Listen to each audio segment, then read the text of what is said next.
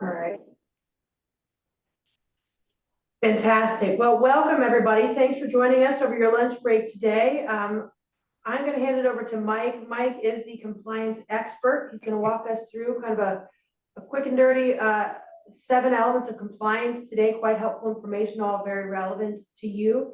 And please feel free that after today's presentation, if you're interested, we'd be happy to set up some time to go through any of these component parts in greater detail. So feel free to email Lisa Prescott and or myself, Paige Helmick, and we'll take care of that for you. So without much ado, Mike, I'd like to hand it over. There you go. Great, fantastic. Well, thank you all for once again taking time out of your busy day to talk about compliance. I know it's not the most exciting thing for us to wake up to every morning, but that's the attitude that the government is looking, that we wake up every morning and think compliance, at least for some part of our time. And so as we go through this, I'll describe to you why these 7 elements are so important, where they began, why they've been adopted across the board of all of these agencies. So when we talk about healthcare oversights, a lot of folks think about Medicare payment and fraud, waste and abuse in the federal sentencing guidelines. And yes, the sentencing guidelines do incorporate treble damages times 10 willful and serious penalties.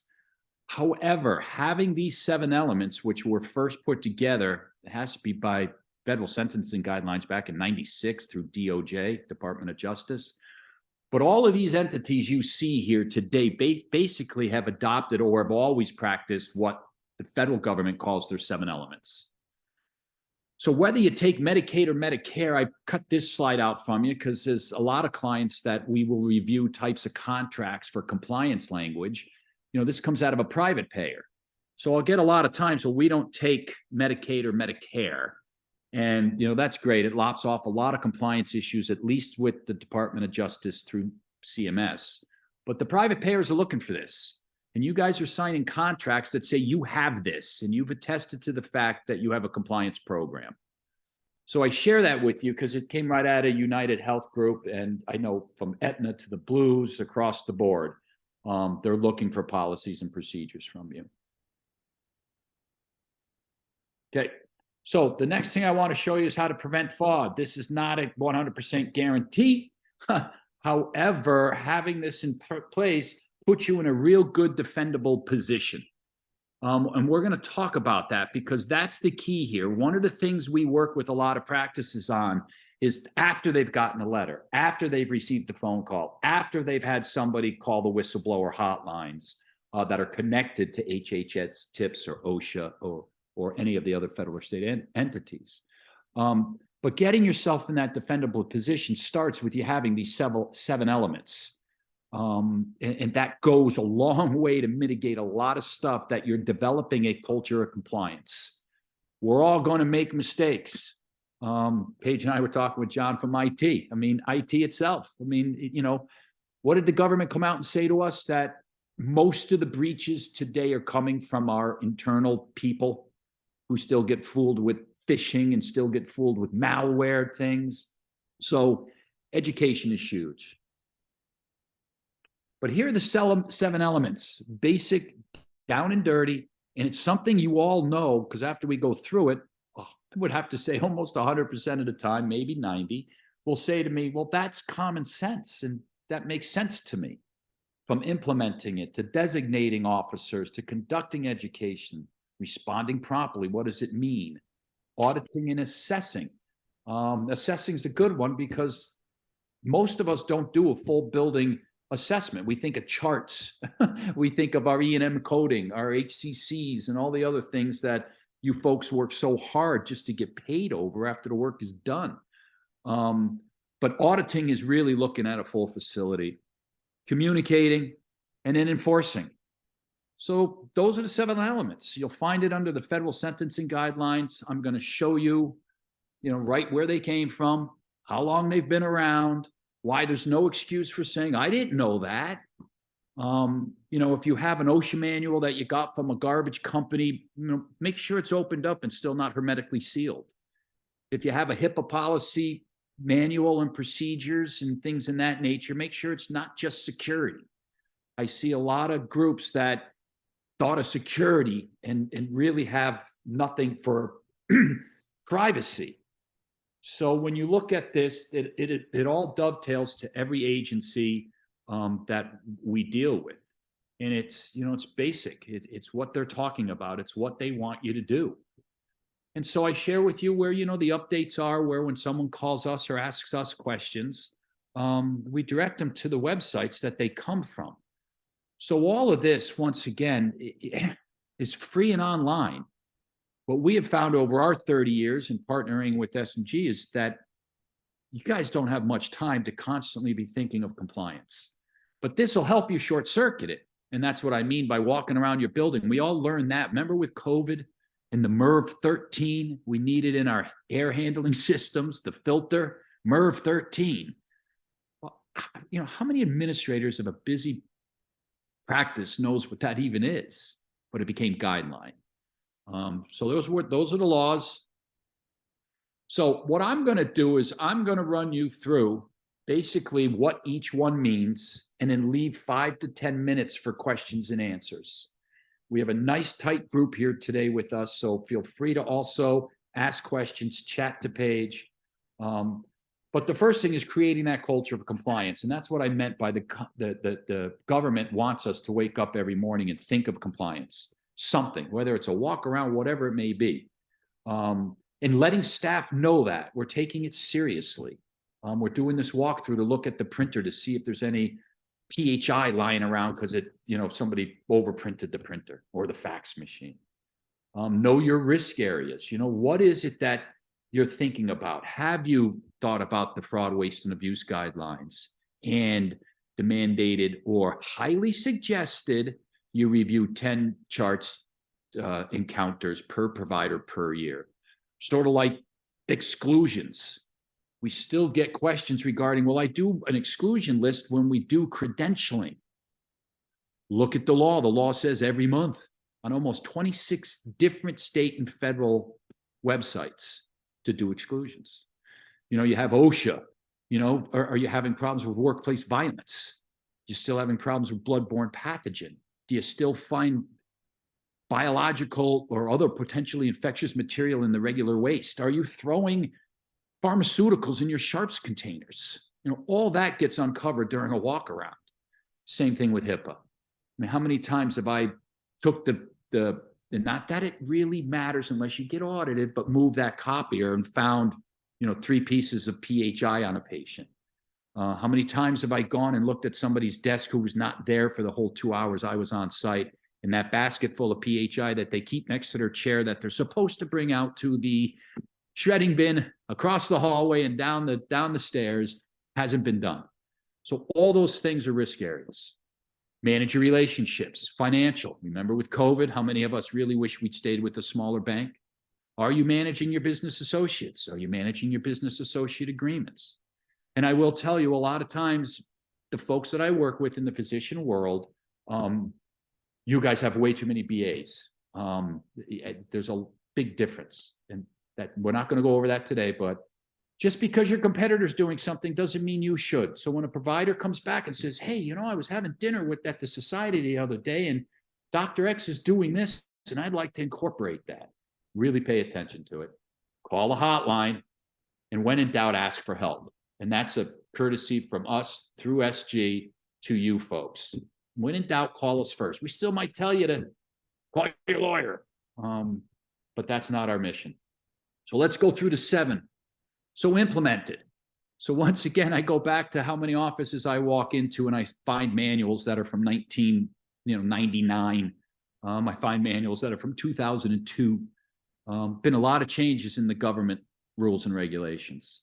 So make sure you have everything from an employee manual, an OSHA safety manual, which should include workplace violence active shooter now. That law is passing and is going to be removed from the general duty clause.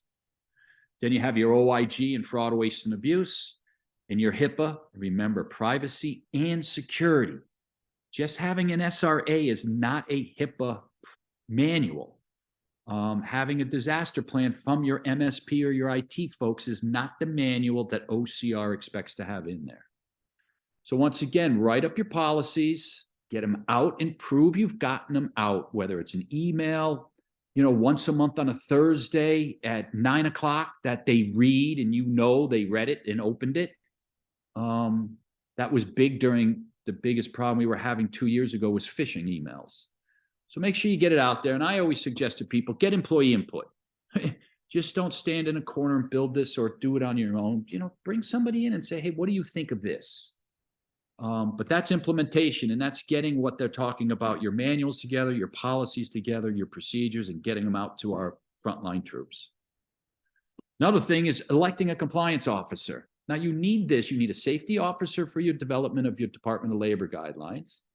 You need a compliance officer that's looking at your billing and coding.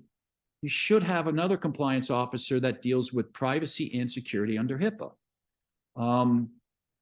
However, I get asked the questions all the time. Should the CEO be? Should the CFO be? Should it be an administrator? Should it be up at the management team? A lot of times you don't want the fox guard and the chicken coop mentality. So CFOs and CEOs are good for maybe HIPAA and privacy, but you can find the folks who'll pitch in. Have a compliance committee. Once a quarter, just sit down and talk about compliance. Start with safety. Go to billing and auditing. Hear what the staff says to you, the grunts and groans we hear every once in a while about different things that the administrator never knew of. A door that can't be locked anymore. All things like that. So once again, put together a governing body. Depending on your size, this is important. You don't need to do it like a hospital unless you're the size of a hospital. So if you're a small 1, 2, 3 doc provider, having a compliance program does not need to be as robust as a 100-doctor group. Multiple states, multiple specialties. There are differences there. So make sure you get your compliance committee together. Education, very important. You need to train everybody once a year on almost every regulatory state and federal guideline. Yes, there are loopholes. If you can prove to me that you've trained your person for the last 5 years, whether it's online or face-to-face, and that person acknowledged it by taking a post-test, you can make that course a lot shorter.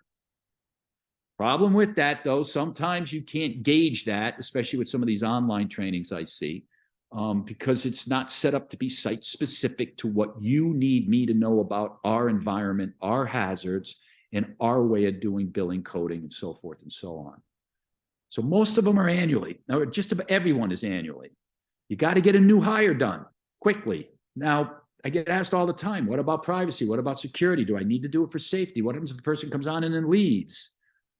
I'd let them know during my HR review on the first day that you will be taking compliance trainings on these 4 elements. Now, whether it gets done the first day or the 5th day or whenever, whether it's online or on site, make sure you have a timeline to get your trainings done.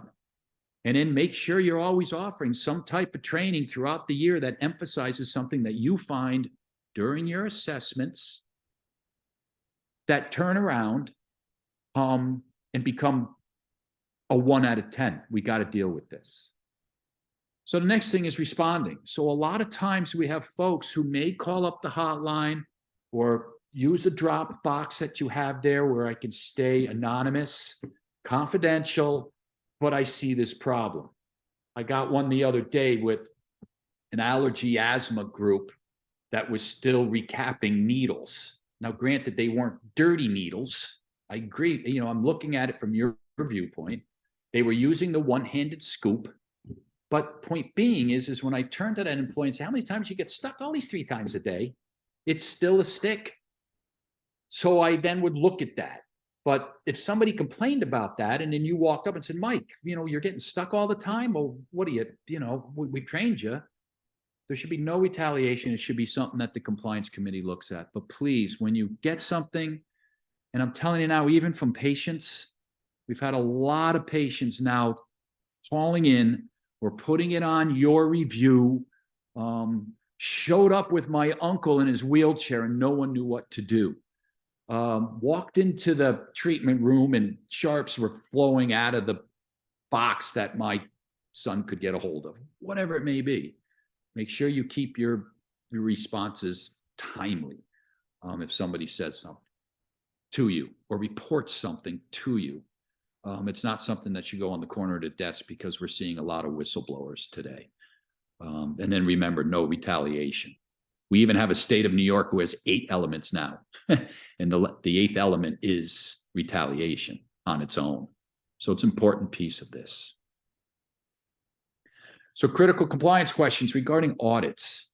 So I want to talk to you because we've all been so in depth in doing audits for our billing and coding that we do forget that every one of the federal and state entities do have you doing an audit. In the OSHA world, you have weekly and monthly checklists that you have to look for. You have to look at your first aid kit. You have to look at your eye wash station. You have to take the time to look at your chemicals you may be using, your sharps, your biological waste. Big one today is folks throwing all of their pharmaceuticals into your sharps container.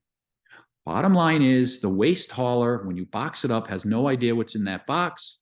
And in your agreement, it says you are disposing of your waste properly in the way the federal government wants you to. So if you're doing that, you may want to reach out to your waste hauler and say, what do we do with the little bit of liquid or powder left in these injectables? And as you know, Medicare's covering now, as of July 1, I think I read the other day, those 1-dose things. I'm not an expert there, but those are things you should be looking at. On the HIPAA side and the privacy side, you should be doing an intrusion detection. You should have your IT folks set up some type of phishing exercise that comes out that says, I saw one the other day where they did it from their paycheck company. And it was a bogus email that had them click on the bottom. And when they clicked, and it was all internal, it was all done by IT. And it was interesting because 10% of the folks hit the button. Out of that 10%, 90% were working from home. It was just interesting to see that, but they hit the button and right there released malware. It released a lockdown. It released everything. So those little things for your HIPAA program through OCR really means a lot. Then talk about fraud, waste, and abuse. Yes, you should be reviewing your charts. It should be between 10 and 20, as the government says, to get a good balance of where you are. Yes, if somebody falls below your permissible limit, and it's different with each one. Some people score OSHA at 75. You get 75, you pass. 70 is the federal state standard mentality. But when it comes to fraud, waste, and abuse, most groups are saying, you got to get this right 100% of the time. Because we do have resources you can call and talk to about it, whether it's mid-level, no matter what it may be. But that audit is something you should really be documenting that you are looking internally.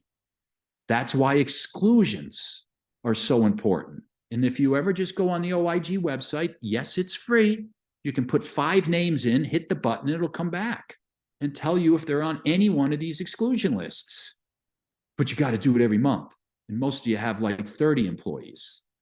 So there are services out there, like part of our service as a co-source compliance officer to 1,000 practices.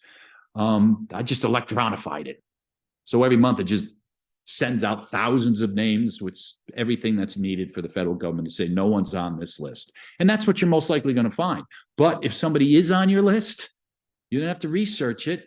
Then you got to look backwards at how long they've been there for when they've been excluded from the Medicaid, Medicare rolls. And then you're going to get called by your private folks wondering why you're using somebody who was outside of the federal guidelines. So those are 3 different types of audits. I throw in here regarding a fact-based emphasizing, observing, you should have known, or was it reasonably believed that that there was a potential hazard? That's right from the government websites. So there's no more knowing that, take a disaster. Look at our poor friends in Maui. Look at our friends out in Kentucky with tornadoes, or our friends with wildfires on the West or on the East Coast with the flooding. Those hazards are there. Have you ever prepared for them?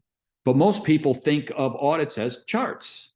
You should be looking at the whole, where are you and what do you need to be worried about when it comes to disasters also. And down here, down at the bottom, the last bullet talks about Mother Nature, man-made technology. Those are the 3 basics under what the federal government has released called an HVA. Hazard Vulnerability Analysis. Every town, every county, every state has built one, and every entity that's doing business in those states are soon going to be mandated to have that, A lot of your private payers and federal and state payers are also saying you're going to attest that you have an emergency operations plan and it's audited. So once again, audits are very important, but I see so many practices just focusing on the one that really stings, which is your billing and coding. And I understand that, but my job today is to give you the whole holistic approach to compliance. So those critical questions are basically the 7 elements. Next one is communication. Do you have a way for me to make a phone call or drop something in the box that can remain anonymous, can remain with no retaliation? So the confidential hotline, you do not need one of these $500 a month hotlines. I think our service through SG is like $100 a year, but it's just us monitoring a phone line. Now, there are groups that pay the $500 because they're so large and they have a live person who picks up the phone every time. There's nowhere in the guidelines that says you don't have over 24 hours to respond as long as you're responding. So that's what they mean by communication. I have a way of getting it out there that something's bothering me. Then you go back to enforcement. You've got to make sure that if something comes to you or you would find something during your audits that is breaking your policies and procedure, you're doing something about it. The number one reason for a whistleblower is because you didn't respond in a timely manner, or you poo-pooed it, or you said Mike was having a bad day, so we just didn't pay attention to it. But once again, you need to make sure you're enforcing your own policies that you've written. It was like when I used to have questions regarding a defibrillator. You know, defibrillator's good if you're not checking the batteries monthly to make sure it's still working. You never want to be caught with something you put together, but it doesn't work. That's enforcement. So once again, the best thing to do is sit in a seminar like this for 20 minutes, listen to something that might get you to go online and look at stuff, reach out to Paige and her team, whatever questions you have. But I always say you should be talking about compliance, get help from trusted advisors. SG is a great one to call. Your attorney, MedMal. I talk about MedMal a lot of times when you have something that's patient related. They're there with support people to answer even some compliance questions like, am I allowed to keep, are my patients allowed to bring an 8-foot boa constrictor into my office because it's a comfort animal? MedMal will have some answers for you there. And you can always get a hold of your compliance company if you use one. We are HCN at Healthcare Compliance Network. We partner with SG just for these reasons. But other than that, those are the 7 elements of compliance. Basic, online, but it goes back to assess, write policies and procedures, educate everybody on those policies and procedures, communicate it out to everybody, enforce your policies and procedures, and give me the ability to communicate if I find something not right in my practice.